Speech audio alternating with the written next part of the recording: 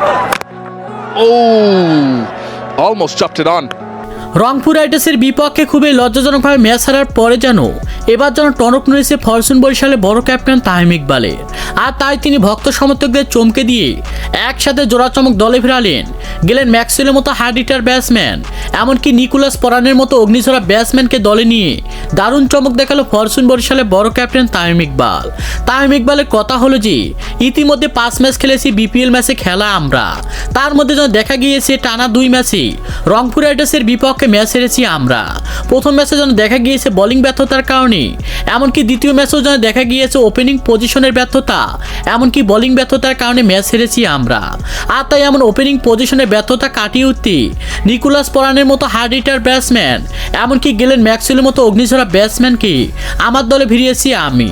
আর তামিমের মুখে এমন কথা শোনার পরে যেন রীতিমতো অবাক হয়েছেন হাজারো কোটি ক্রিকেট ভক্ত সমর্থকরা, এমনকি ঢাকার সুপারস্টার তারকা শাকিব খান। কারণ হলো যে ইতিমধ্যে দেখা গিয়েছে ঢাকা দলও যেন বিপিএল ম্যাচে টানা 6 ম্যাচতে হেরেছে তারা।